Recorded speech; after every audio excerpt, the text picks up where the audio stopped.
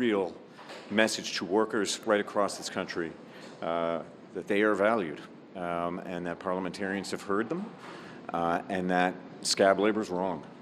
And a ban on replacement workers has been a long time in coming. In fact, if you go back, this is probably the single biggest demand of the labor movement in 100 and God knows years. I would say it goes back before Canada was a country. Labour Minister Seamus O'Regan not too long ago this afternoon, after his government's bill banning federally regulated employers from using replacement workers, a practice known as scabbing, passed the House of Commons 316 votes to 0. It's legislation originally crafted by the Liberals along with the NDP, but today it received, to get that number, Conservative support. What exactly does that tell us about the political landscape right now? Let's talk about that with the front bench here this evening. Former senior advisor to the Liberal Ontario governments of Dalton McGuinty and Kathleen Wynne, Dan Moulton. He's now a partner with Crestview Strategy. Former Alberta MLA and Cabinet Minister Gary Marr is here. He's the president and CEO of the Canada West Foundation. George Sewell was the former director of communications for the federal NDP. And Laura Stone is a Queen's Park reporter for the Globe and Mail. Hi, everybody. I should say, George, you're now with Syntax Strategies, correct? That's right. Yes. Yeah. Okay, good. We got to get that in there.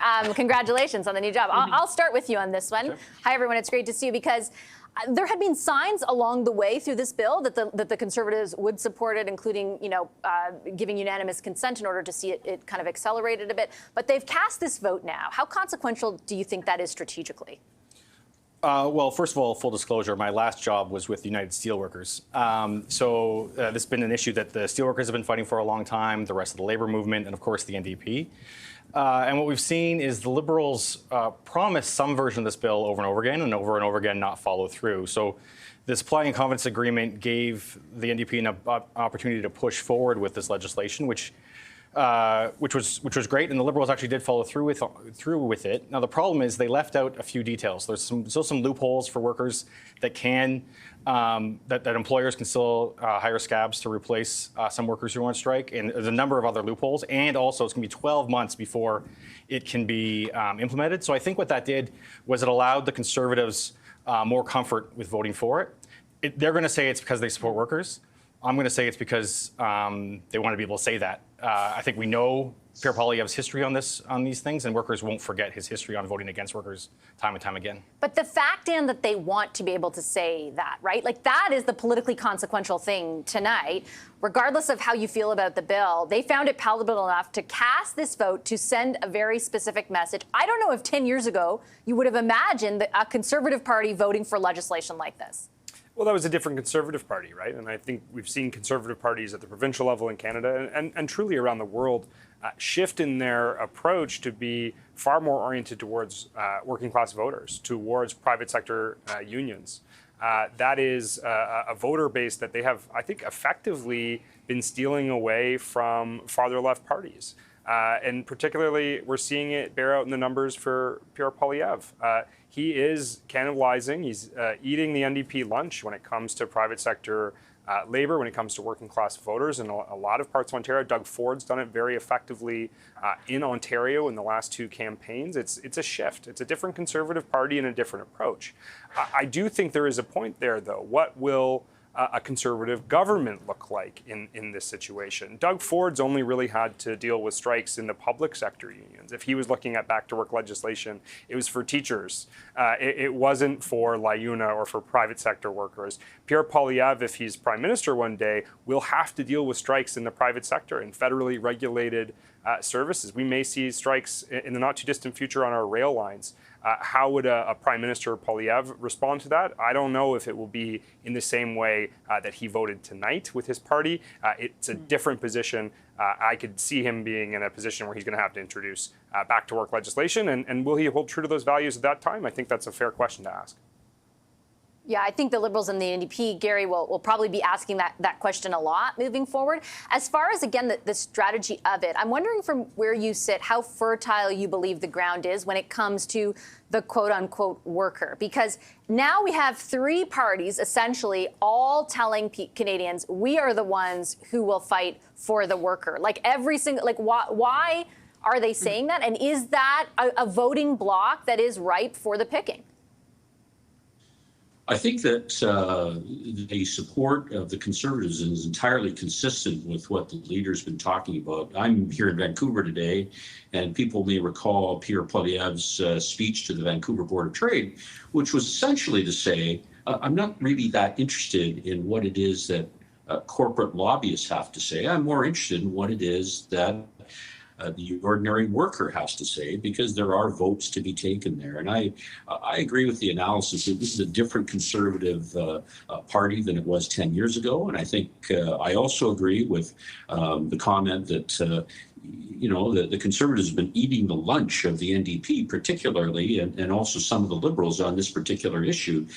Pierre Poilievre has been, characterized some ways by his opponents as being really not that progressive, but this is an example where he's actually putting his money where his mouth is. And I think that that's probably good for him as a strategy. And I think it's probably a good long-term strategy, thinking about how the changing demographics have shifted to give more leverage to workers as opposed to employers, because of all the things that are happening on the ground with the nature of where our labor force is coming from and the kind of background that they have in terms of political action. So I think it's smart on the part of on the part of Mr. Poilievre.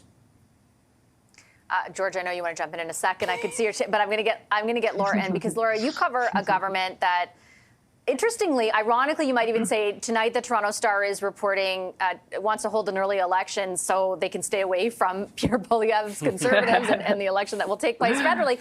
But the Poilievre Conservatives are quite literally, to Dan's point, taking a page out of Doug Ford and maybe even more specifically Monty McNaughton's playbook in the last provincial election, in which I think they didn't just siphon votes off from the NDP. They siphoned them from the Liberals as well. They essentially siphoned the progressive vote when it came to the worker agenda. What do you think the lessons learned from that are at the federal level? I think Ontario showed that not all unions are created equal, that not all workers vote the same, right? We're talking about different kinds of unions. Private sector unions may be more focused on trades, construction, auto workers. They're not necessarily the same type of voters as education workers or healthcare workers who have been, I'll put it mildly, a little angered by the provincial government in Ontario in recent months and years. So I think the Conservative government in Ontario, the PCs, saw an opportunity to speak to those maybe kind of more traditionally blue collar or working class, although they can earn a lot of money in the trades, we've seen too. They've spoke to those people in a way that maybe they haven't been spoken to before, or talked to by the Conservative government. So I think that's where kind of Pierre Poilievre is going with this. Clearly, the policy passed tonight is very broadly supported by the labor movement writ large, and I think everyone was right to point out to Mr. Poilievre, trying to puff up his credentials somewhat among unions, and his record might haunt him a little bit as he tries to do that. But I do think, he's trying to appeal to kind of the broad variety of the labor movement. And certainly, that is within the same pond as some of the NDP voters we're seeing in Northern Ontario and some ridings in BC, where the Conservatives and the NDP are going to be quite competitive in the next election. I think also, I've got 30 seconds left, George. He's trying to diffuse what could be a wedge. And that's also the reason I think the Conservatives will vote in favor of the capital gains legislation whenever that gets introduced. Well, I think you're right. And I think quickly, we had the Liberals who quietly in back rooms told corporate Canada, don't worry, there's enough loopholes for you, you'll be fine. And the Conservatives quietly are saying the same thing. But publicly, they all want to get on workers' sides. And I think it's important for workers to recognize this is an election where they can really have a say. And just, to give them a bit of credit, the Liberals did actually introduce this legislation after it had been promised for a long time. It's not ideal legislation, but it's better than you got to give them a tiny bit of credit too. Okay, I got to take a quick break.